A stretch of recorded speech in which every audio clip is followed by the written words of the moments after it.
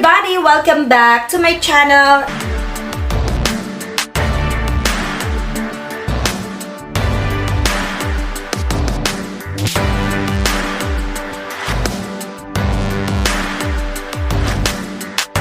Here I am again, guys. Today is our 6 years anniversary ng aking banana.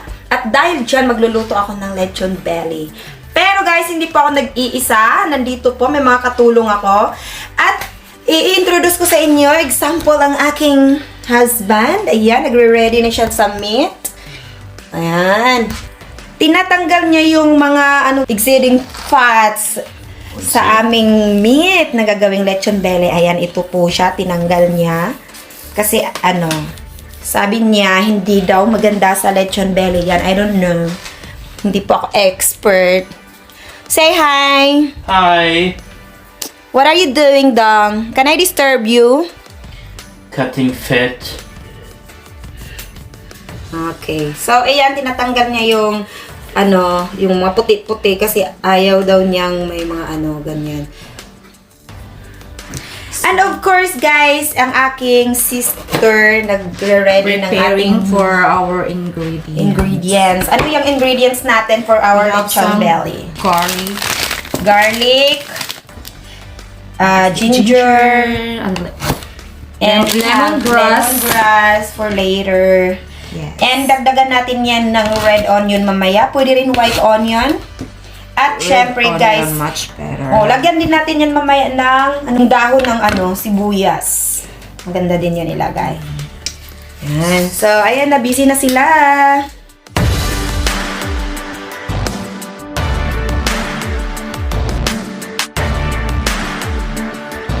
So, first, siya, slice mo siya pag ganyan. Parang criss-cross yan. Pero optional siya, guys. Hindi naman kailangan sundin nyo din yung ganyan. Sa amin lang, trick lang siya para mas easy din siyang i-fold for later. Di ba?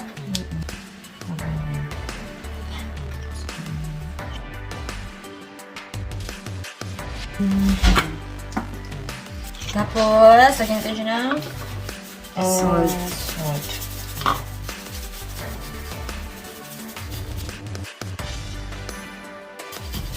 Kailangan natin siyang ganyan.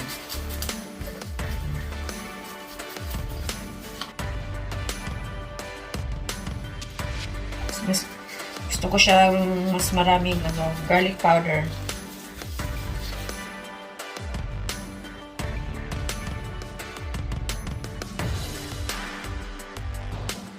And then we have pepper. Tapos pepper, syempre. Hindi mawala yan kung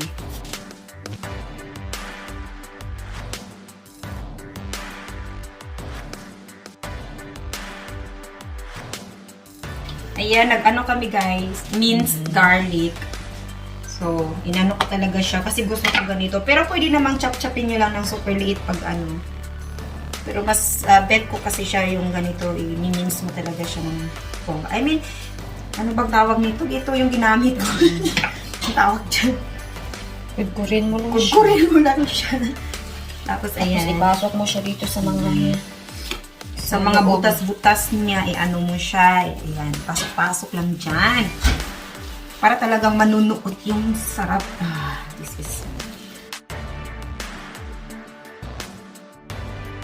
Actually, yung iba, ini-slice nila tong lemongrass ng napakaliit-liit yun. Pero ito, pwede na siguro to, na lang natin, no? I-chop, chop. So, ayan, pinukpok ko siya, guys, para, ayan, para medyo, ano ba yung tawag dyan? Para medyo mapusa siya. Lumabas talaga yung katas niya. Pinukpok ko siya para talagang ganito yung itsura niya. You will see na lang sa result niya later. Then, lagyan mo natin ito. Ginger para pampawala ng amoy ng ating pork. Tapos lagyan natin ng ganito. Dahon ng sibuyas. Para Tagalog. Onion leaves. Yan. Tapos ilagay na natin yung red na onion.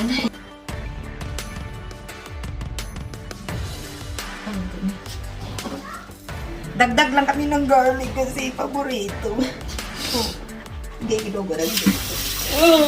Yun na guys, naiiyak na talaga kami kasi nangangawa yung red onion. Ito yung gamit kong pangtali, guys. Nabili ko siya sa Amazon. Yan. Lagay lang natin siya. I-ready lang ganito. Yan.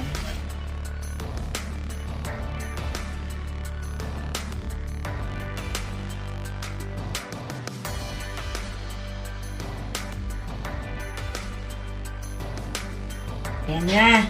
So, time to Spare. Time to roll up.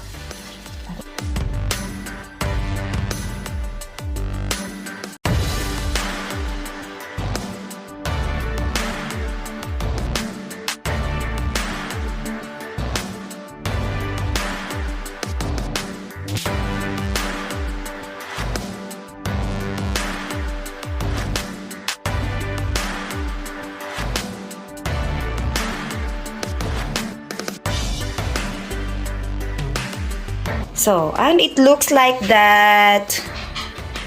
Yan. So, ito na yung itsura niya, guys. Ayan, oh. Medyo, ayan. So, you see? So, let's preheat the oven first. 230 degrees Celsius. Preheat pa siya. Okay? Pero later, ay change natin yan pag medyo mainit na. Next is, before we put it in the oven, ayan, lagyan muna, brushan muna natin siya ng soy sauce.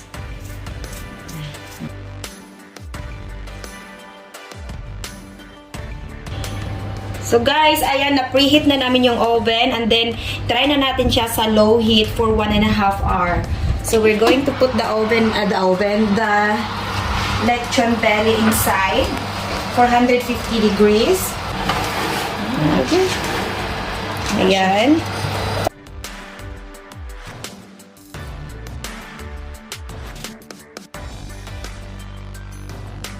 So, ayan guys, nasa loob na yung lechon belly natin. Ayan.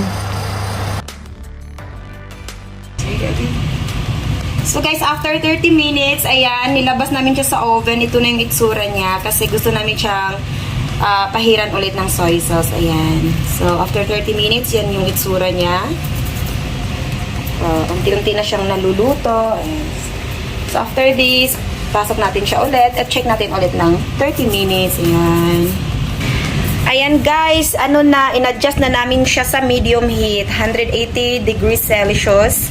And then, yun pa rin, every 30 minutes, chine-check pa rin namin siya. Yan na yung itsura niya at this time. Ayan. So, na siya, red na, as in. So, after 2.5 hours guys, ayan na siya. Grabe na, lalong nadumihan yung ko. Oven! Kasi, siya, nagwisik-wisik siya. So, yan na yan, guys. After 2.5 hours, magti 3 hours na siya.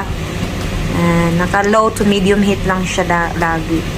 Ayan na, guys. Finish na. Super beautiful.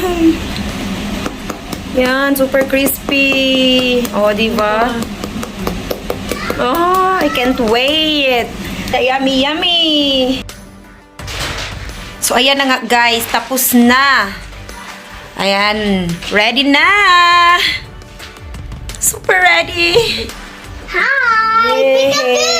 Peekaboo! We are ready to eat!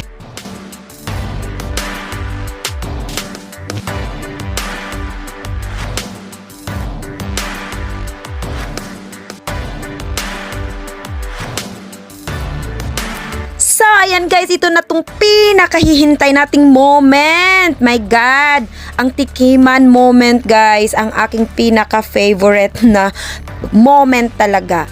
Wow, my God, super crispy guys. Promise, super crispy and juicy talaga siya. As in, try nyo to guys. Hindi talaga kayo magsisisi dahil super worth it. Yun lang ang maipapangako ko sa inyo.